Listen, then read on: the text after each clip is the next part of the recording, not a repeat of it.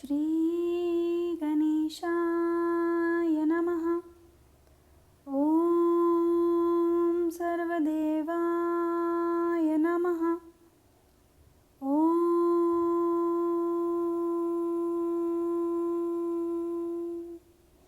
Jai Shri Ram. Welcome to my channel. Thank you for listening. In previous part, Meenakshi was in pain in jungle with Mata and Soma. Now moving on to part 3, chapter 4. Once he was gone, Mata directed Soma down a nearby path and described in detail the plant that she would find. Then she reached over to unwrap the bandage that Soma had improvised. I instinctively tried to withdraw my leg, but Mata would not let go of it. Please, Mata, it is nothing, really. I just need to rest a bit longer. You have been resting all night, and look at the swelling. The medicine will help.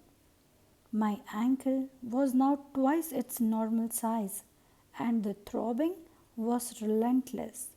It was difficult to keep the tears from welling up. I am your servant, Mata. Please, I murmured quietly, trying again to withdraw my leg. Holding on to my leg, she touched the swollen ankle very gently and said, "And I am the servant of the world, Meenakshi. How can I not take care of your wound when I have the means? I am sorry for this mishap, Mata. I don't want to trouble you in any way." "Sorry? For what?" "Meenakshi, it is not your fault that you tripped." "It is my misfortune, Mata, to have tripped. The misfortune that has followed me from birth." "Misfortune?"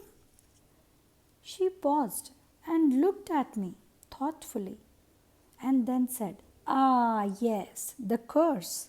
It is true. But you should not succumb to that, Meenakshi."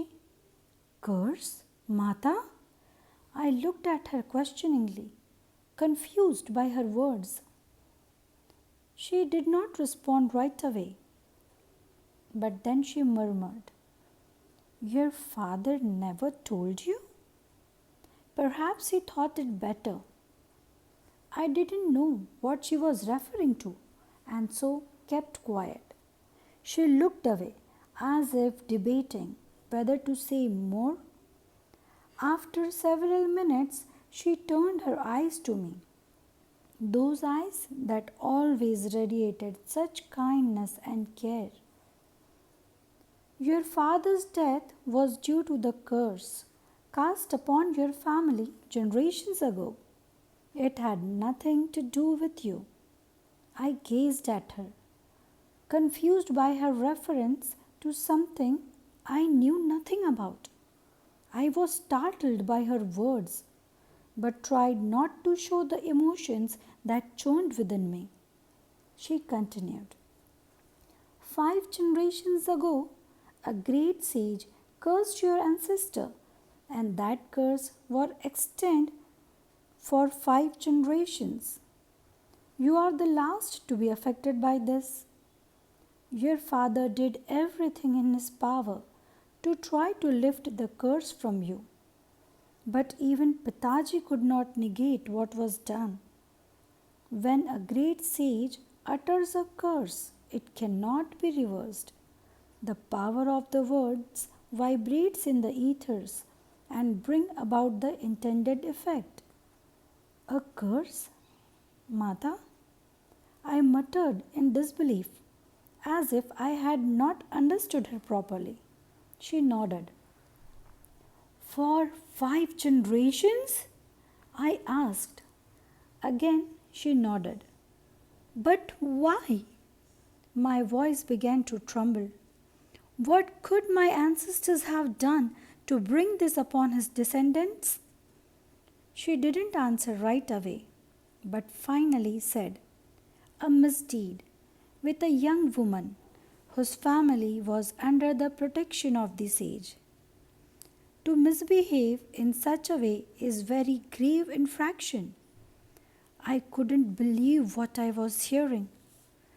That is when your family lost their standing in society, their land, everything.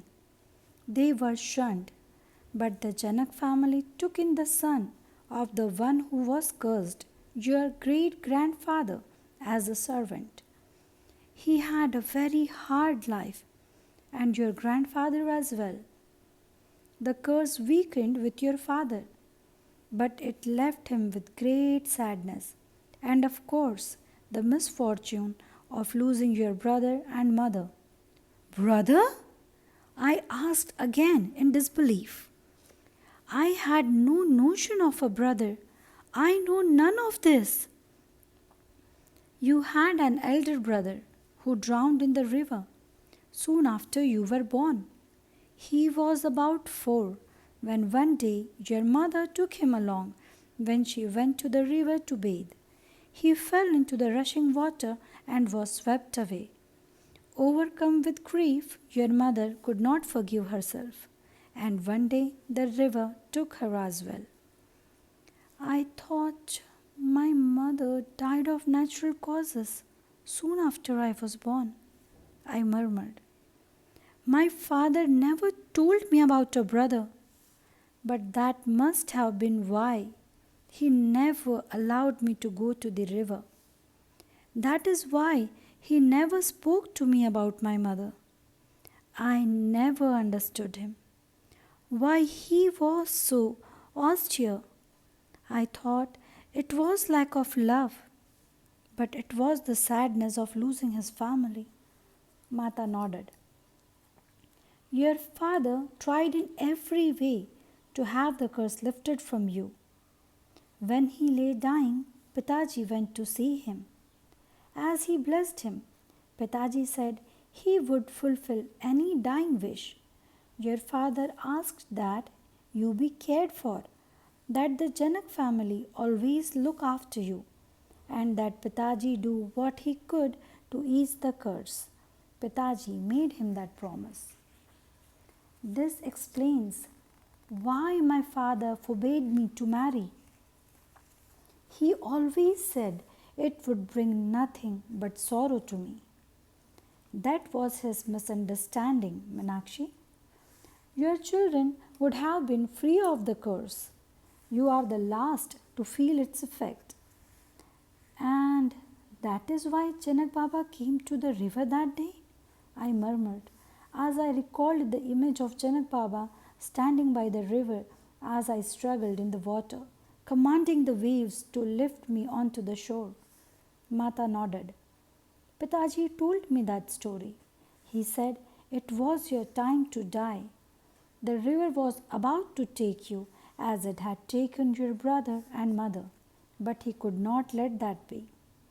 He had given his words to your father to protect you, and his words was able to counteract the decreasing power of the curse. Mata fell silent and then began again. Do you remember?